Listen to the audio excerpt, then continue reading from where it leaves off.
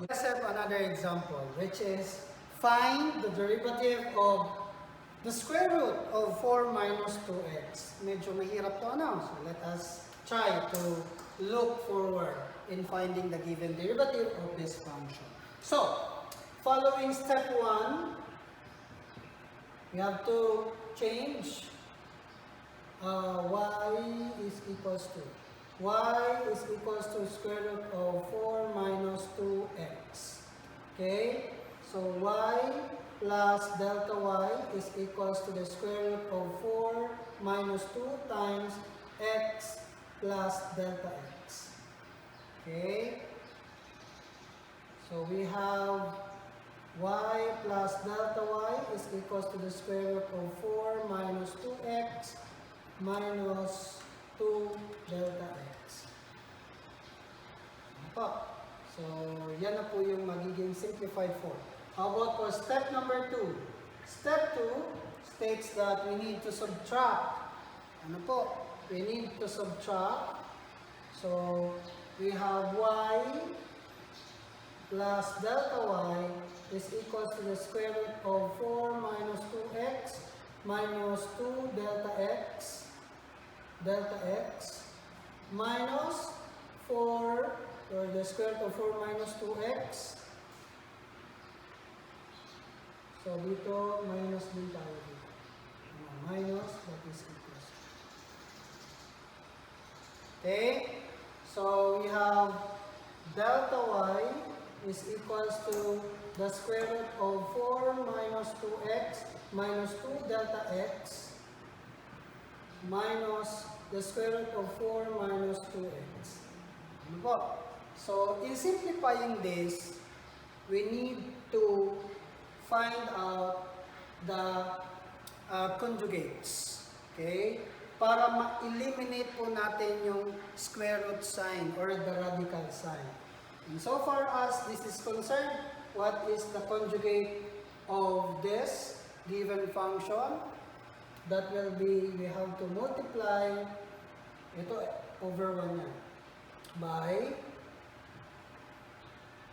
the square root of 4 minus 2x minus 2 delta x plus the square root of 4 minus 2x over the square root of 4 minus 2x minus 2 delta x plus the square root of 4 minus 2x. Okay, so we have kakansel na natin yon. So we have delta y is equals to 4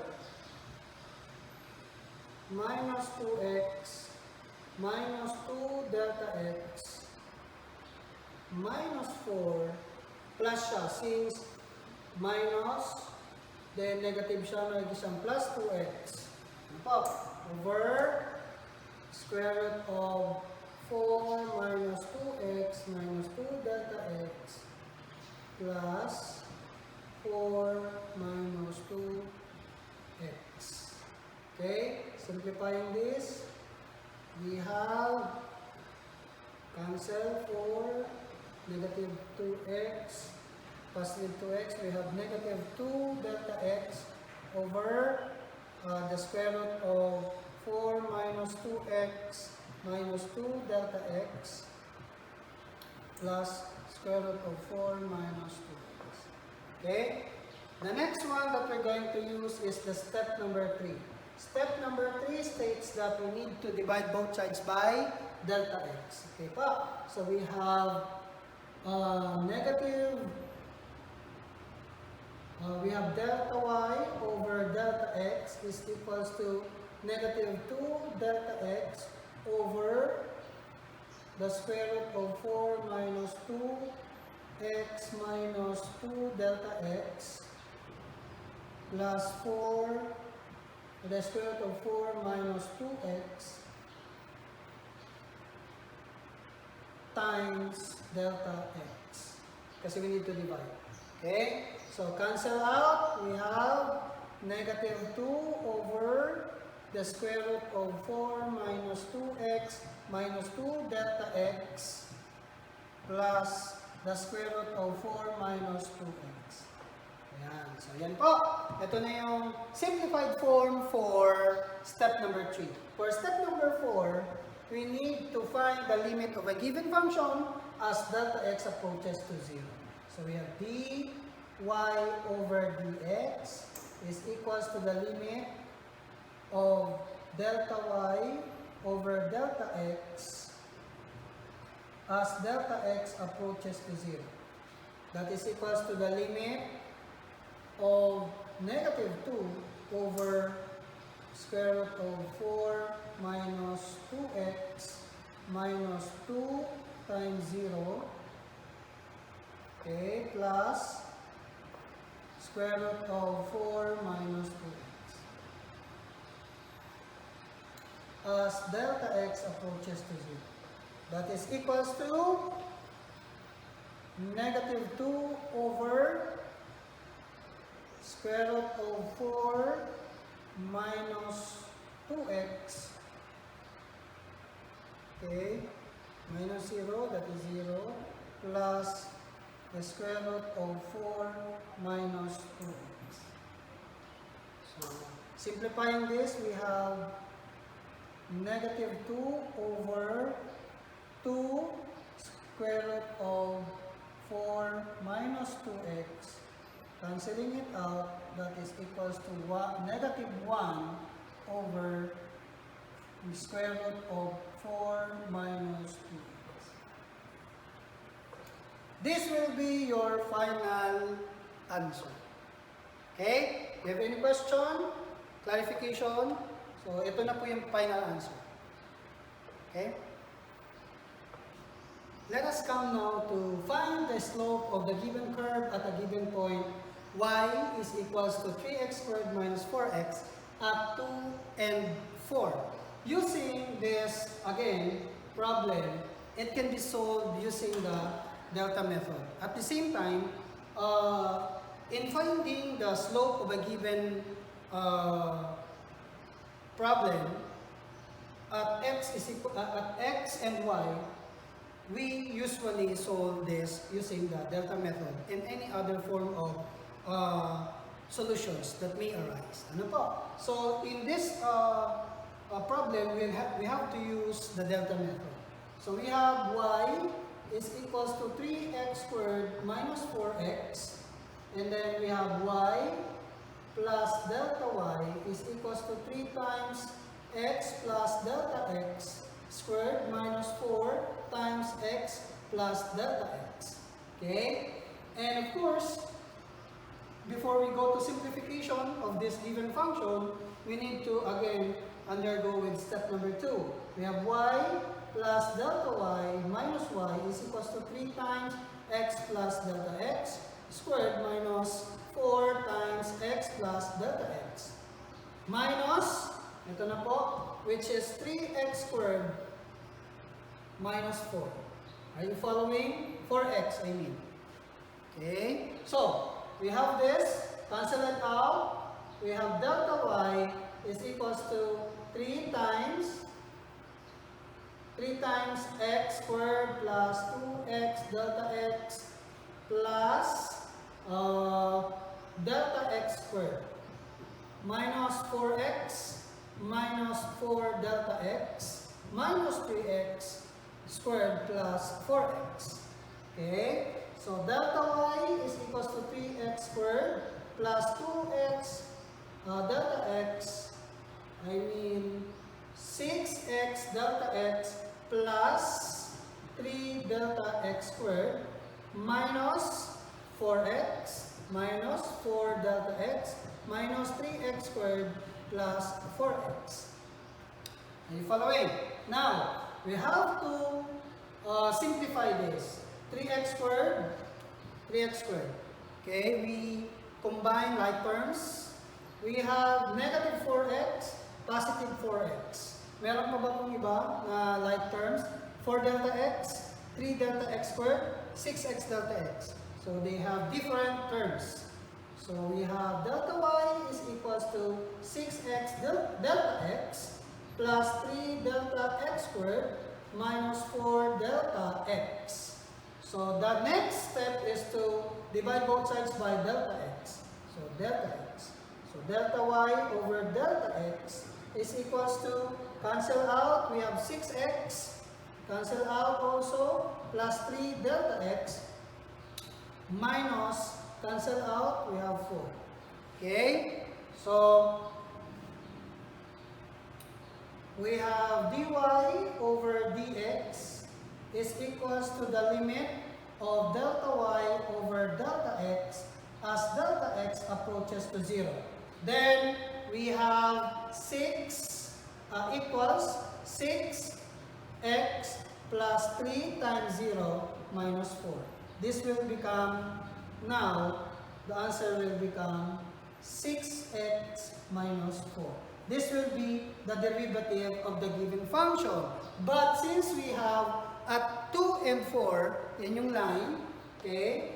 So we have to solve when x is equals to 2, then therefore, saan po sila mag-met? So, we have slope is actually equal to dy over dx. That is equals to 6x minus 4. That is equals to 6 times 2 minus 4. That will become 12 minus 4. So therefore, the answer is 8. Therefore, the slope of the given problem of y is equals to 3x squared minus 4x at 2 and 4 is 8. Okay? Do you have any problem, questions, clarifications? Let's have another example, which is find the slope of the tangent line to the graph of the function defined by f of x is equals to 4 plus 2x minus x squared at 2 and 4. This time, we're going to write the equation of the given tangent line.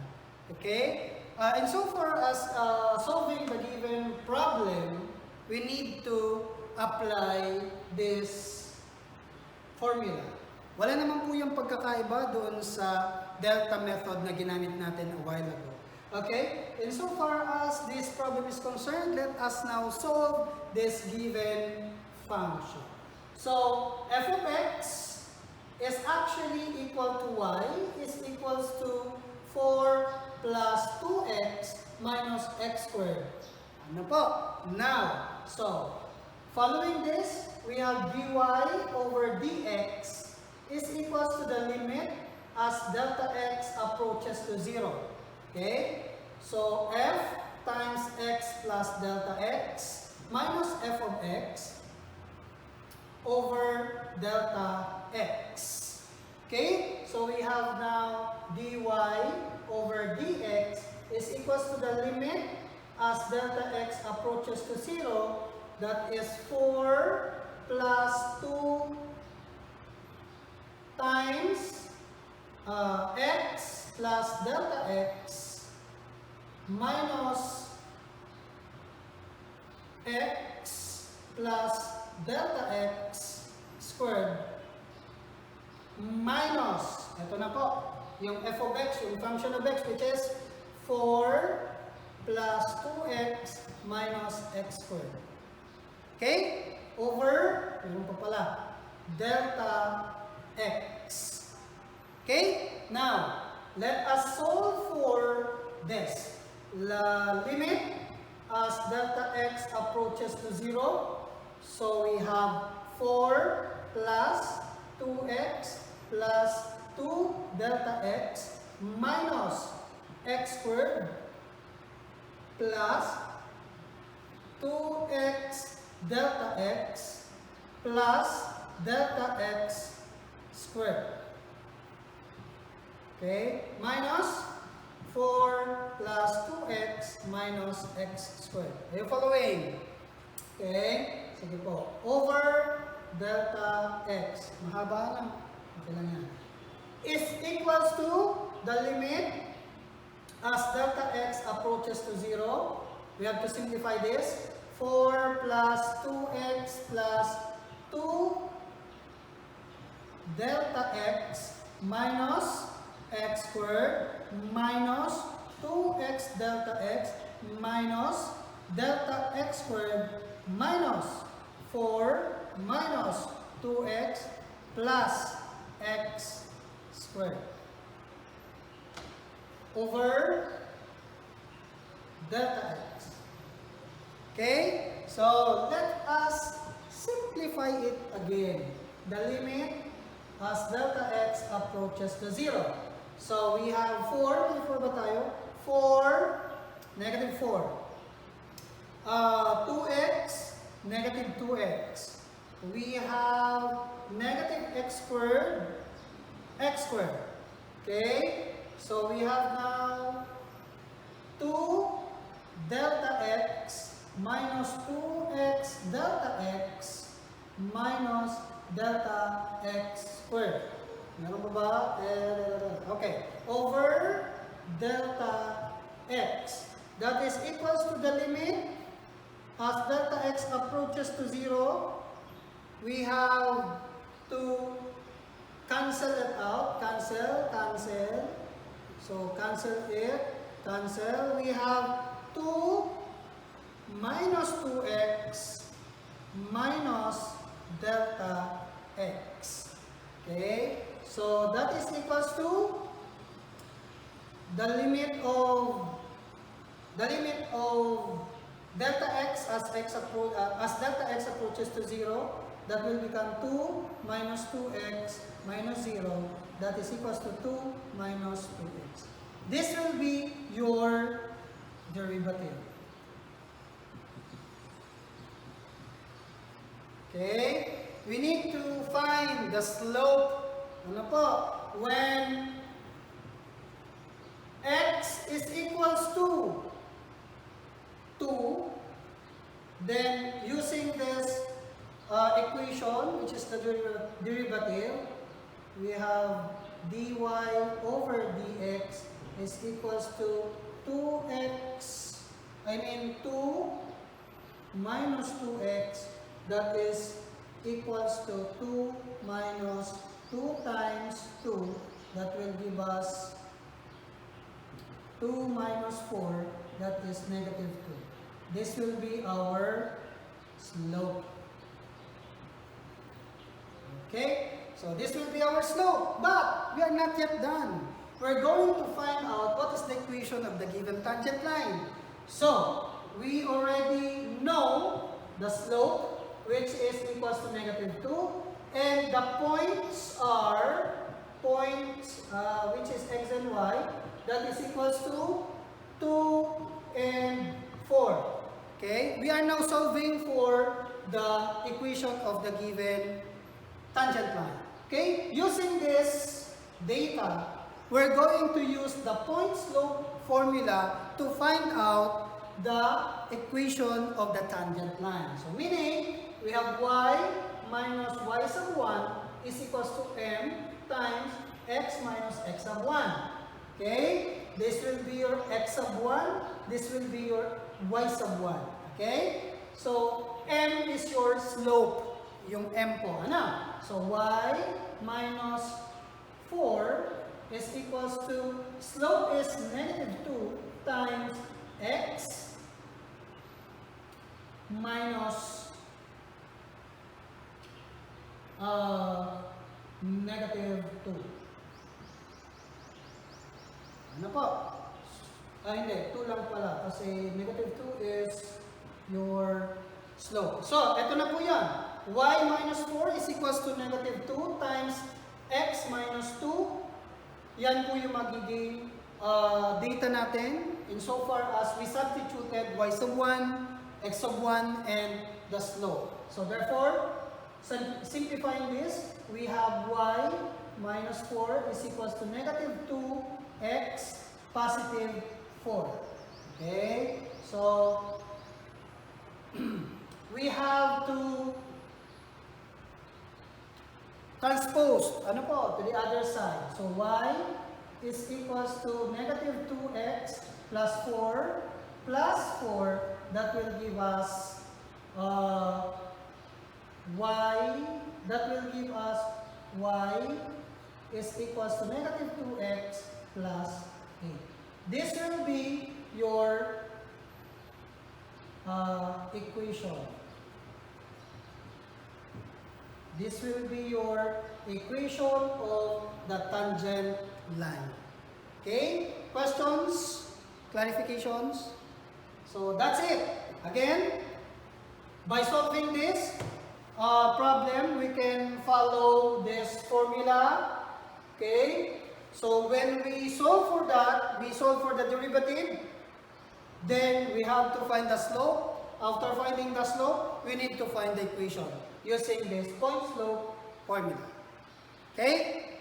So that's it. Thank you.